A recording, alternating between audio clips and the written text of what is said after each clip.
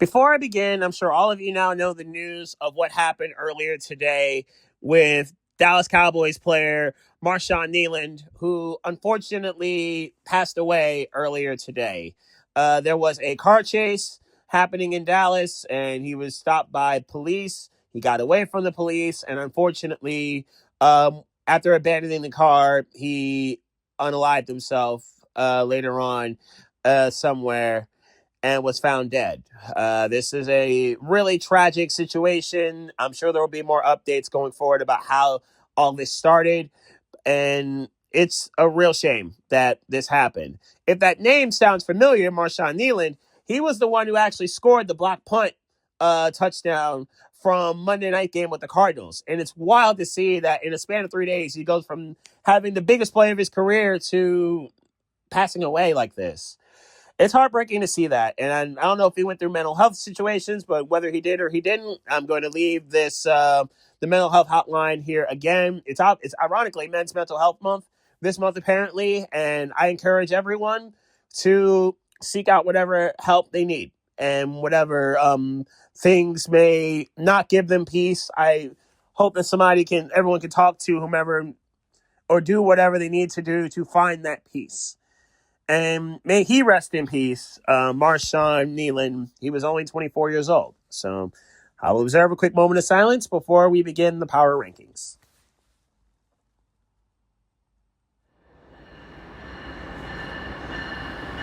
All aboard! Ladies and gentlemen, boys and girls, all fans of all ages, I am Beast Mike. You have now arrived in my train of thought. Obviously, if I had done this last night, I would not have been able to do the remembrance, if you will, the thoughts on the Kneeland passing. But now that we're here, I know they're way late. These power rankings are. Let's get right to business. Let's not waste any more time. Let's go to Fulton, Kentucky for the zombie tier. Tennessee, 14-6. No, this was not the score of the last game, obviously. But this was Tennessee's defense and special teams scoring 14 and the offense only scoring 6. The story of the Titans season. Their defense and special teams have had to do so much and basically carrying everything that is the Titans football this year, and just not being able to get enough help, anywhere near enough help from the offense. Cam Ward needs a lot more help. And yes, he's supposed to be like that as number 1 overall pick, but there's no way he's had a real shot at being number 1 overall, at being that, because the roster barely exists.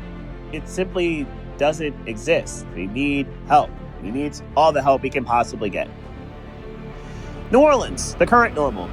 Remember when the Saints were actually competing and relatively close in a lot of these games? I do. You do. Pepperidge Farm remembers too. But this ain't one of those situations. It's simply not. They're just not good enough anymore to keep up. I think the book is out. And it wouldn't have mattered who the quarterback was, to be honest, whether it was Spencer Rattler or Tyler Shook. It was the latter on Sunday. They were going to get destroyed by the Rams all the same. And now New Orleans is in a situation where they're probably going to lose a lot of their games the rest of the way and end up with a high pick so they can get a big-time quarterback. Allegedly. We'll see if the quarterback is big-time in the NFL. We'll also see players leaving New Orleans and going to other places where they can potentially contend for playoff spots. I'll talk about them on their respective teams where they were traded to. Both were traded to the West Coast, though. Cincinnati, historically bad defense. How historically bad? Let's talk about it. The Bengals became the first team in over 50 years over 60 years, I should say. It was in the 1960s, where they scored 80 points in the last 2 games and lost both those games. How bad is it? The Bengals outscored everybody else in the NFL this October and somehow only went 1-3. Yikes.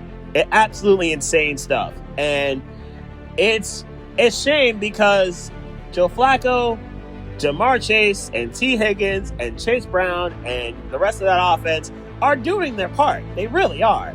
The offensive line not as much, but they're doing their part, the skill guys. All the defense needs to make are like 4 or 5 stops in a game, and the Bengals are probably going to win a lot of these games. They don't seem to be able to do that at all.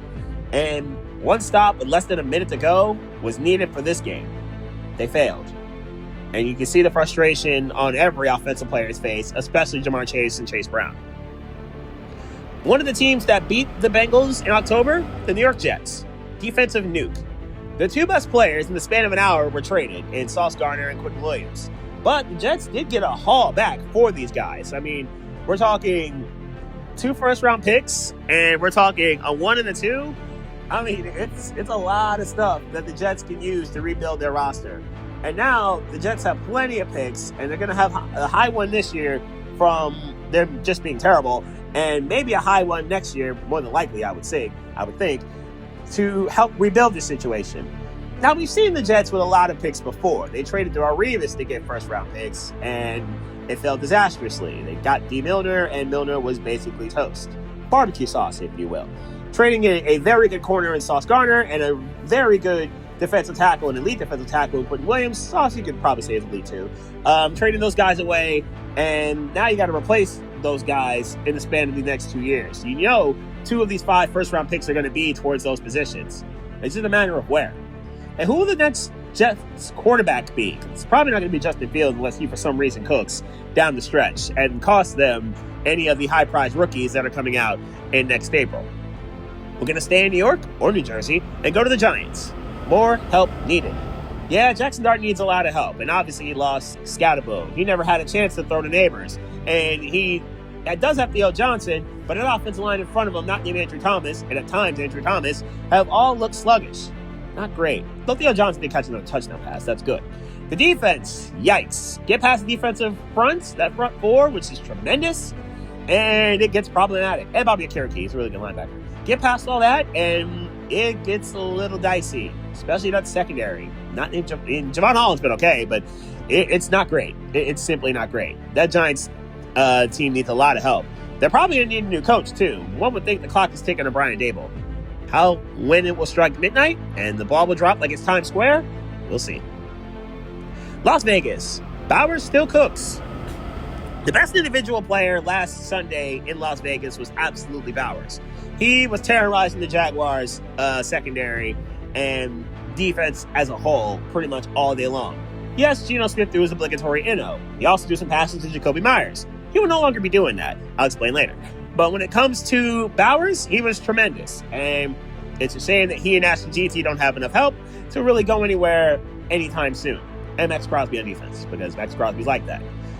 I'd like to think the Raiders are going to do anything productive in April when it comes to the draft. But for now, not great. And you're playing the Broncos tonight. Good luck, boys. Miami. Mistakes were made. Yes, we could all talk about the Ollie Gordon play where there was no tripping. That's just incidental contact. That you can't call tripping on that. That's terrible. But that's not why Miami lost this game. Miami didn't lose that game because of a terrible call that basically cost them first and goal of the 5. What cost them were a lot of the other drives in that first half, where there were holdings, and there were false starts, and there were bad plays, and for some reason a fade to a 5'9", 5'10"-ish running back in Devon Chan when Nick Westbrook-Akine is 6'4", and in theory, that's what you brought him in here for, was to catch fades. I don't understand why that was the decision on that 4th and goal. I don't get it. I don't get why Miami from the 29 could only muster a field goal and didn't even get a first down in that drive. I don't get why, after the false start by Larry Borum, and that's been a horrible signing, Riley Patterson missed the 35-yard kick. This was a lot of mistakes were made in the first half. There weren't too many noticeable ones in the second half because the game ended after the first drive in the second half by the Ravens. And once that drive happened, forget it. All the momentum and all the energy that Miami could have had, it was taken away. And it was taken away very, very quickly. And Cleveland didn't sell defense. I'm a little surprised the Browns weren't active in the trade deadline. Same would apply when it comes to Miami, too, except for Jalen Phillips, but more on him later. I'm a little surprised the Browns weren't any more active in the deadline and trying to trade off some of their pieces to get more picks. Sure, they had 2 first-round picks this year. Understood. But it's just a little surprising that Cleveland didn't trade some of their other defensive talents. Not Mason Graham and not Myles Garrett. Or Denzel Ward. I can understand not trading those 3.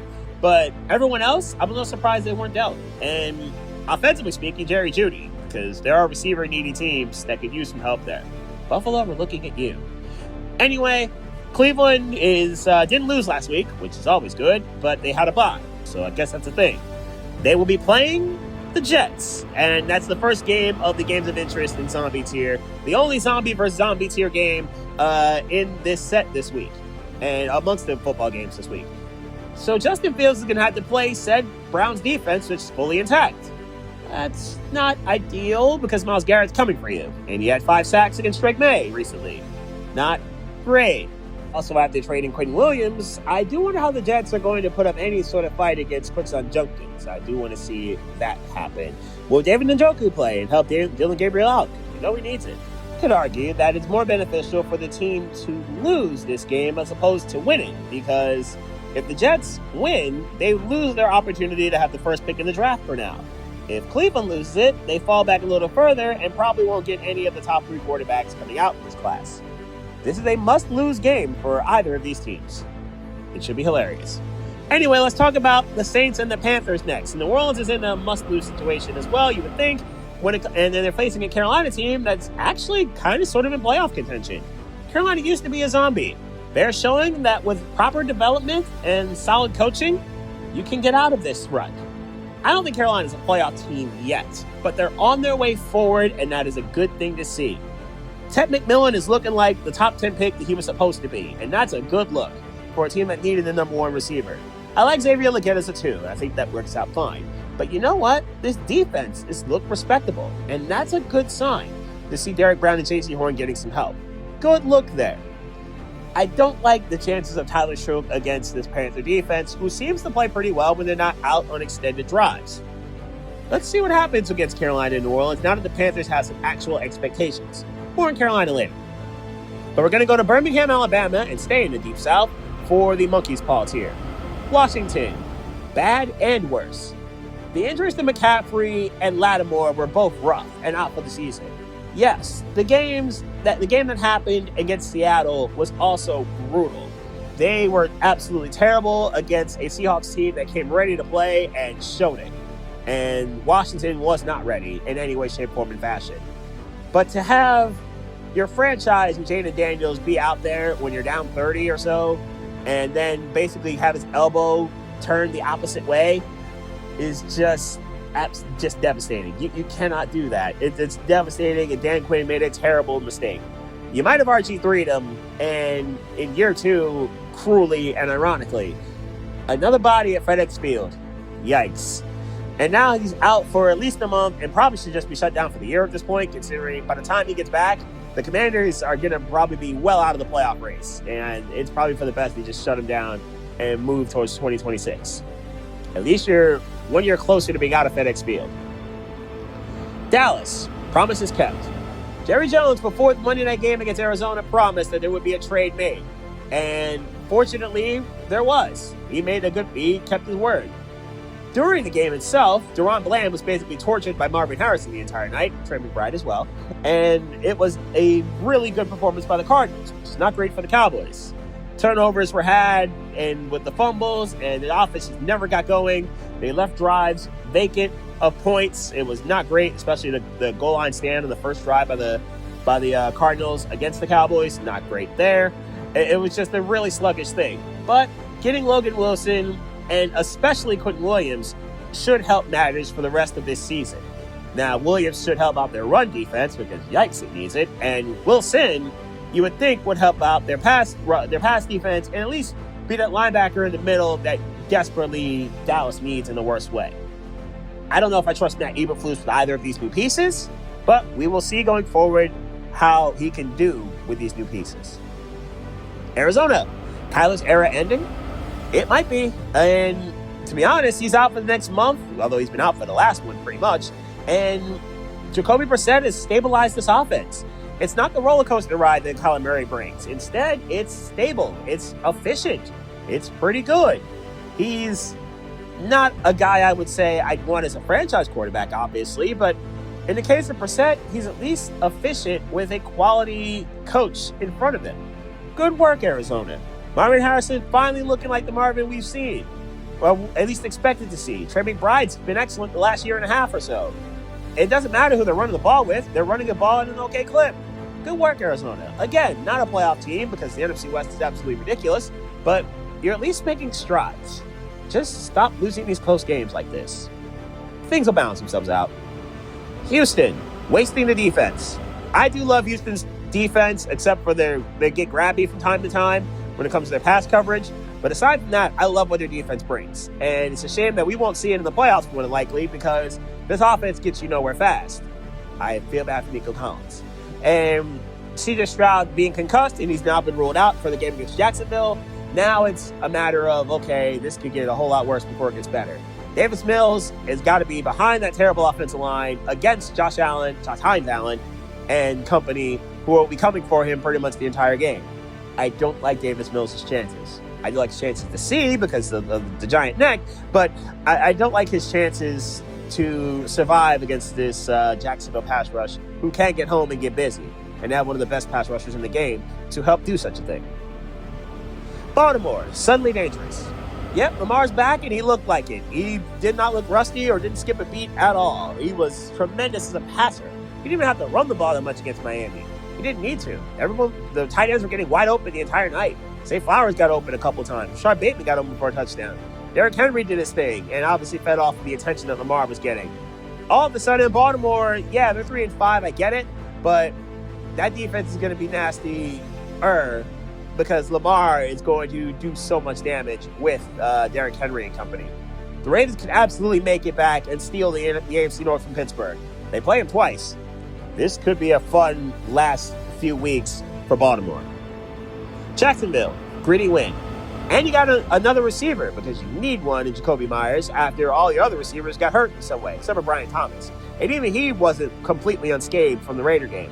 That was a gritty, gutsy win because of the lack of targets that Trevor Lawrence had, and it was also a gritty, gutsy win because of how Jacksonville got busy in overtime. For the Jaguars to run the ball basically down the throats of the Raiders defense, impressive performance there. Cam Little for getting the record-breaking kick, also awesome. Good work by Cam Little. For Jacksonville to hold it together even after the Raiders came back down the field and scored in overtime, good job there. You're somehow 5-3. You're somehow in a playoff spot. I don't know how long that lasts, but you're somehow there. Catching Indianapolis is not out of play. It just doesn't seem that feasible, though. Atlanta, season is collapsing. Did Miami break them? I can't even say Carolina did because they came back and won and looked much better against the Commanders soon after. And I can't even say they broke them because they played the Bills and played well against Buffalo right before the Dolphins game. And then they got crushed by said Dolphins. And over the last 7 of 8 quarters, they have looked awful, the Falcons have. And this is with Penix for half of them. And Penix and Drake London were spectacular, especially in the fourth against New England. But then to miss the extra point and Falcon that way, that's brutal. That's a brutal loss. And these losses against the AFC East have been brutal in different ways. One brutal because of who you played, one brutal because of how it happened. Now Carolina's jumped ahead of you. It's looking like this is going to be a rough ending to your season. At Minnesota, McCarthyism returns. The Vikings, good win against the Lions. Impressive performance by J.J. McCarthy, who for some reason had the same exact stat line against both the Bears and the Lions, I should say. That's hard to do. That's actually really impressive. If somebody had that on a bet slip somewhere, I'd be impressed. The stat line in question, 14-25, 143 yards, 2 tugs, 1 NO. A lot of those stats are pretty much identical to what he did against the Bears. That's quite impressive. Anyway, with McCarthy, the Vikings offense has some stability to it, and they look pretty good. Justin Jefferson made another spectacular catch because of course he did. He's got Jordan Addison to throw to, unlike before, and Hawkinson doing his thing down the seams. The Vikings offense is in place properly, as long as McCarthy is healthy. If he's not, they're in trouble. Can the defense get back to their opportunistic ways? We will see. Let's get to the Monkey's Paw tier games. And we're going to stay with the Vikings here. They play the Ravens. Crucial game for both teams. Got to have a game for both teams. In the case of Baltimore, okay, yeah, you're second, cool, fine. But to have any shot at making the playoffs, you probably have to win the AFC North. And for that to happen, you need to get dubs, and fast. And not just a 2 against Pittsburgh. Got to go handle business against the Vikings, who, like I just said, look way better with McCarthy than they ever did with Carson Wentz. So that's obvious. But they also look more stable. Aaron Jones played pretty well. I didn't even mention that part yet. He against that run defense that Baltimore has. Miami showed you can run the ball in Baltimore if you're consistent and solid with it. Can Minnesota do the same? Who covers Justin Jefferson? Does Nick Wiggins draw that assignment, or does he cover Jordan Addison? I do want to know how Baltimore deploys their pass coverage. Big game for both these teams, and a monster win for either of them could certainly help their division chases. Colts, Falcons. And this is going to be interesting for me because I'll be monitoring all the broadcasts from SiriusXM for it. So if there's a problem with the Colts or the Falcons or the Westwood One feeds on Sunday morning, I'll be able to take care of it, and I'll be able to fill in if I have to. But we will see how that goes. Ideally, there's no issues. There shouldn't be, because obviously SiriusXM is really good at what they do. They also hired me. Anyway, Colts, Falcons, Sunday morning. Let's talk about it. This is a monster game for both these teams. I just talked about Atlanta. I'll obviously talk about Indianapolis later. And when it comes to the Falcons, their offense has been tremendous with Mike Penix. When Penix is vertical and upright, that offense gets busy. When it's London or it's Pitts or it's Bijan, they get busy. Now, their offensive line can be a little suspect at times, but they certainly can put up the points ASAP and in bunches. Their pass defense is still very good, since the Miami game. And they can still be as locked down as they need to be. Mike Pittman versus AJ Terrell. That's a big money matchup. Gotta have it, gotta see it. Can Pittman win against Terrell? That should be a fun battle amongst those two teams, amongst those two guys. And when it comes to the Colts, I will talk about them more in detail later, but the question will be simple. Which Daniel Jones are we getting? Are we getting the newer and improved Daniel Jones, or are we getting the New York Giants Daniel Jones? Jonathan Taylor, can you run against this defense? These things that we're going to need to see going forward on Sunday morning. So wake up with me, if you will. Grab some pancakes, if you will. Hopefully your offensive line provides pancakes unless they're the Buffalo Bills this week. And let's listen to and watch the Falcons and the Colts game overseas. But before that, we're going to get to the Wilmington, Delaware playoff tier. Chicago, all-purpose DJ. He ran, he threw, he caught passes, he scored tutties. DJ Moore, when actually involved in the offense, is a very productive member of it.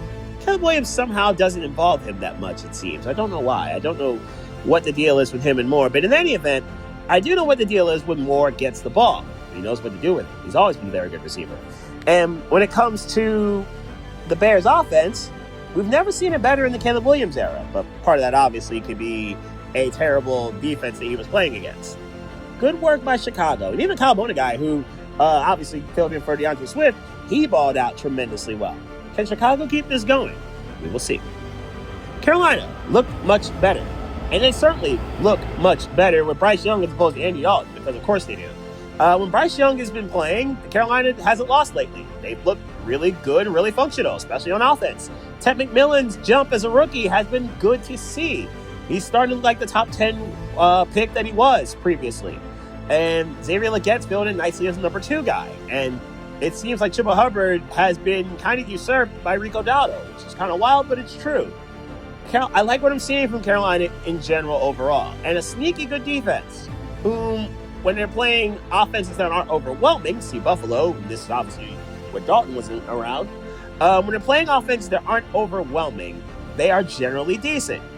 Good work by Carolina to continue their progression and not be a bottom feeder or zombie tier team anymore. Good work. Pittsburgh, defense still exists. I didn't think they did after the last, month, to be honest, where Pittsburgh was getting absolutely gashed by the likes of the Packers and the Bengals and people like that. Instead, Pittsburgh's defense showed out, and showed that they can be good. Nice work, Pittsburgh. 6 turnovers against Daniel Jones in the offense, 5 of and company in Indianapolis, 5 of them by Jones. Very good work by a Steeler defense that needed a performance like this. Good work, Pittsburgh. San Francisco, another injury. Yeah, the Niners had some good news and some bad news. The good news is Christian McCaffrey was an absolute terror and an absolute menace against the front that is the New York Giants, and for that matter, everyone else, to be honest. But there was some bad news. The bad news being they lost another guy. They lost a defensive end rookie who's out for the season, another torn ACL. It was a brutal situation for San Francisco. They got a monster game I will be talking about in a little bit, but Michael Williams being out for the ACL tear. They just drafted him last April, 13th overall pick, blew out his knee. It was just a brutal way to end what was a very good day in New Jersey. Juwan Jennings was cooking. Mac Jones continues to play well. And overall, the Niners continue to move. But they're just losing bodies left and right every game, it seems. It just does not stop. Yikes. Kansas City, inaccurate Mahomes. For the first time in his career, he was under 50%. Well, second time, because there's another time that he actually tied that. And it's really stunning to see that that's a thing, that he can actually be inaccurate. Turns out he was. And Kansas City's offense never looked all that good against Buffalo, which is kind of odd considering how good they are against them in the playoffs. They just were nowhere near that in the regular season, and that's in regular season games. 5 out of 6 now going to the Bills in the Mahomes era, in the Mahomes-Allen era. And it's kind of disappointing in this realm. Kansas City should still be fine, of course, but this was a rough loss to take if you are the Chiefs. LA Chargers, penning to paper. And this was necessary because of what just happened on Sunday. Yeah, they won the game. Yeah, they overcame the pick six and the kick returned by Tennessee. Sure, they overcame all that.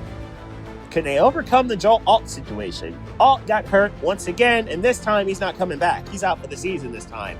And as a counter move, they ended up trading for New Orleans tackle / guard Trevor Penning. And Penning will obviously be playing one of the sides of the line to protect Justin Herbert. Can he? Because nobody could after Alt got hurt, and Herbert took a horrible beating against Tennessee. Considering it's the Titans, that's not a great thing to put on the wall. But we face like a much more aggressive defense, and I will talk about the Steelers-Chargers game in a little bit. New England escaped. This was looking real dicey, and maybe if the Falcons had a little bit more time and or real possession at the end of the game, maybe this isn't a win for the Patriots. Instead, it was, and the Falcons missing that extra point is why they won, sure. But it's very disappointing for New England to have that lead and not basically put the Falcons in a sleeper hold. They could not. Drake May did play relatively well. And despite Christian Gonzalez trying his hardest to stop Drake London, he simply couldn't. London made spectacular catches for those tutties. New England gets out of this with an escape win. It just didn't look as great as it probably should have. Detroit, still okay, but a little concerning of a loss here. Jahmyr Gibbs was locked down by the Viking defense, which is rather disappointing. Sam Laporta got the long touchdown to start the game and a couple catches in between, but was relatively contained. The Viking defense did a very good job against the Lions, and there's no other way to say that. They also kept them off the field, and when they were on the field, the Viking offense, they did what they wanted to against the Lion defense. This is despite Terrion Arnold playing really well lately, but they were just not good enough, Detroit was it, to beat the Vikings. They also went forward a few times on fourth downs. They could not convert them. That will also not help their situation. The Lions will be fine. They should be okay. And they have a real shot still at the 1 seed in the NFC, but it's going to take a little bit more work to get it. Playoff tier games. Let's talk about it. Steelers, Chargers, monster game for both these teams. For the Steelers, to keep their momentum going after beating the Colts the way they did, can their defense show up once again? And considering the Chargers' offensive line and how bad it is, can they get pressure on Justin Herbert? Can they get to Herbert several times like they did against Daniel Jones? Because they gave Daniel Jones a horrible beating and overwhelmed the Colts' defensive line. Jalen Ramsey playing safety was a smart decision. And I wonder how will he do in this game coming up on Sunday Night Football against Aranda Gadsden II and Lad McConkey and Keenan Allen and company. This should be a fun game between the Steelers and Chargers. Also, Aaron Rodgers against the Charger defense. Can Rodgers and DK Metcalf do their thing on another primetime stage on Sunday Night Football, again against the Chargers? Should be a real fun game and a monster one for both these teams and both these divisions. And let's also talk Patriots again. Patriots, Buccaneers, the Tom Brady Bowl, if you will. Tom Brady's not doing this game. I'm disappointed. Tampa Bay after their bye. Are they any healthier? Because, yikes, that health was not good for the Bucs. And for New England, can they continue their momentum? Because they have been really good over the last month and change. Drake May against the Bucs defense should be an interesting matchup. And will Vita Vea be able to get through and get home to get to May? New England's offensive line's not the best, and if you have decent pass rushing, you can get home and cause chaos. Can Tampa Bay's get home and cause chaos? That would be needed to be seen. Christian Gonzalez versus Emeka Egbuka. Let's go. That's a battle I need to see. That's a battle that I'm ready to see. Let's go. And now let's get to the New York City title tier. Speaking of Tampa Bay, you're next. Any healthier? Like I said, the Bucs' health situation has been a bothersome situation all year long, where they've had injuries pretty much everywhere. Is Rashad White and Bucky Irving? Is Irving any healthier? Is Chris Godwin any healthier? Tampa's offensive line, can he get somewhat healthier to deal with a good Patriot defensive front? How healthy are you? And can you possibly get healthy and get right against New England? A vital game, like I said, coming up for you guys against the Patriots, considering the sneaky good Panthers are on their way to catch you.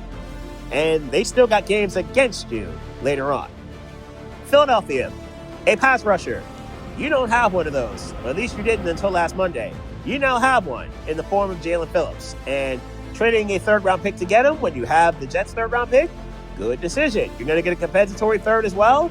So fine. You walk in with 2 first-round picks, your third-round picks, and you walk out with 1 plus a compensi. I think the Eagles will take that. And for Jalen Phillips, I will say this about him. I was actually approached the gym yesterday. I was clanging and banging in the gym yesterday, and somebody saw my Dolphins gear, and obviously I know I'm a Dolphins fan, and was asking, okay, Jalen Phillips, give it to me straight. What do we know about him?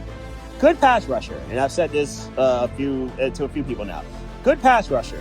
He is not the guy I want in coverage, but he can get home and get to the quarterback. He has not been able to finish sacks. Otherwise, his sack totals would be much higher, and that price probably would have been a little higher too had he got a few more sacks this year. Run stuffing, decent. I wouldn't necessarily call him a pure run stuffer or all-purpose linebacker, but I would definitely call him a pass rusher, and he's instantly the Eagles' best pass rusher amongst them. The injuries are not to be trifled with. They are the torn Achilles, because MetLife Turf claimed him, and the torn ACL that he had basically 9 months later. It's not great. It's not a great situation with the injuries. But healthy, he's pretty good. And with Vic Fangio, he was probably at his best, to be straight, or close to his best. He was on a tear before he tore his Achilles with Fangio on the defensive front a few years ago in 2023. And then he tore his Achilles, and now it then blew out his knee, obviously, 9 months later. So I think Jalen Phillips is going to be a good fit, especially when he's going to get one-on-ones through the Georgia boys in the middle. Can Nolan Smith return quick enough to be on the opposite side and really help Brandon Graham have to only be kind of a rotational pass rusher, which at this age, I think it's perfectly fine for Brandon Graham. The Jair Alexander move, I think, is fine if he's still anywhere close to what he was as a Packer. And the Michael Carter move, okay, it's another safety body. I think that'll work somewhat. You didn't give up too much to get those guys, cool. But the Jalen Phillips move, I think, is at the very least something that you needed to do. And Miami picked up his 5th-year option, so you're going to have him for a year and a half. Good luck with him, and good luck to Jalen Phillips. Green Bay, very flat performance. And never mind the Tucker Kraft injury, but that's devastating. You do have another tight end in Luke Musgrave. I think he's going to do fine, but that's a devastating loss to lose Kraft like that. The torn ACL, and he was the best tight end in the football this season up until this point. It's heartbreaking to lose him. And he's your best pass catcher. But now, everyone else in Green Bay is going to step up quick and step up fast. Romeo Doubs has been pretty solid all year. I trust that he will be fine. Christian Watson's returned, and he's looked pretty good. You'll need more from Christian Watson, Jordan Love. And obviously, more will be needed from Love because he did not look all that great against Carolina, to be honest. This is going to be a really good game on Monday. I will talk about it, obviously, in the next few minutes. Buffalo. Annual Chiefs win. Yep, Buffalo got the win that you'd expect them to get for a lot of their regular seasons because, of course, they beat the Chiefs almost every year in this October or November. It always seems to happen. And it happened again. And the last time, next to last potentially, that they go to Ralph Wilson Stadium to play the Chiefs. And they were the better team here. James Cook played tremendously well. Josh Allen was very good. Dalton Kincaid was spectacular too. They played well. And they were the better team. Now, could Buffalo keep this up and parlay this and then track down New England? Whenever they play the Patriots, next is going to be a heavy showdown, and the winner of that showdown obviously gets the East. But it should be a fun last month and change for the rest of this season. Buffalo can obviously still get the 1 seed. New England can too. The winner of that game has a real shot to get it. Seattle, need for Shaheed. The need isn't that great because Seattle's offense has been very good. Sam Darnold played like he was back at USC for once, and he was dominant against the Commanders. But I do want to know if, with Rashid Shaheed, how would that free up coverage for JSN, who was already on a record pace before getting Shaheed, and now you got a home run hitter in the New Orleans burner on the opposite side of him, and you got Cooper Kupp, I should say, as your obviously Super Bowl MVP, who's already had a historic season, and is your really good possession guy when he's healthy. He was not healthy for the Commander game. They didn't need him, to be honest. And a defense that's downright nasty. They're top 10 on both sides of the ball. They can get home, they can cause havoc, and they hit you hard. This is a really good Seattle team who's got a real shot at the 1 seed. They're going to have to beat the Niners at some point, and some point soon, because they didn't do it the last time. Indianapolis, Giants, Daniel Jones. I didn't think he had that in him anymore, but apparently he did. And apparently he can still be that Giants Daniel Jones that he was once upon a time. That was an ugly performance by the signal caller in Indianapolis. And for for Indianapolis to go any further, we're going to have to not see that. Even with all the turnovers, the 6 in total, the fact that it was only a 1-score game at the end of it, that's impressive. And that their defense showed up that way is impressive. Now you add Sauce Gardner to a secondary that's looked nasty for a lot of this year. You put Gardner and Ward together, I like that combo. I really do. And now he's getting back to health soon enough. That's a real good look to join that defensive front and defensive unit as a whole. Giants Daniel Jones can't show up again. If it does, then we can forget about Indianapolis being a contender. Again, this schedule's not nice for the Colts going forward. But at the very least, Indianapolis is a little bit better to handle it, even without 2 first-round picks over the next 2 years. LA Rams, free win.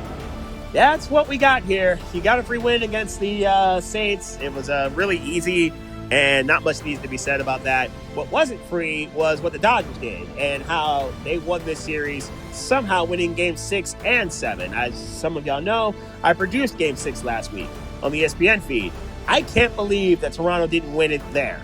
That they had the bases loaded and they had run on second and third with no outs, and they had the World Series winning run at the plate, and they got out of it in 3 pitches. Yamamoto was outstanding, and the fact that they got out of that game and got out of that situation in 3 pitches is absolutely absurd. And then the Dodgers had so many opportunities where they could have lost this game and lost the World Series in Game 7 even, and somehow they kept fighting and did not lose and did not quit. That's impressive work. The villains of baseball are back-to-back champions, and everybody else is chasing them, and the small market teams are hating them because they have 3 guys that probably make more money than the entire team's payroll. Not great. Congrats, Dodgers. You're in the World Series, and now everybody else is going to try to come for you. The Rams also played really well on Sunday. Once again, I should probably mention that. They're the best in the NFC, but Denver's the best overall, at least number 1 in these power rankings. Very clutch team. I got to give the Broncos credit. They continue to improve. They continue to hold it together for 3 quarters, just long enough for Bo Nix to terrorize people in the 4th. He has been incredibly clutch in gotta-have-it 4th quarter situations. Sure, there are instances where he didn't have to be, i.e. Dallas, but for the most part, this Broncos team knows how to win close games. They know how to get it done when the chips are down and when the chips are at their relative lowest. Very impressive work by the Broncos to survive the onslaught from Houston and come back with their own. Great work by Denver. Now, if only those 4th quarter efforts can be parlayed into the first 3 quarters of games, that would probably be much better for Broncos fans. Let's talk about the title tier games in question. All NFC flows this week.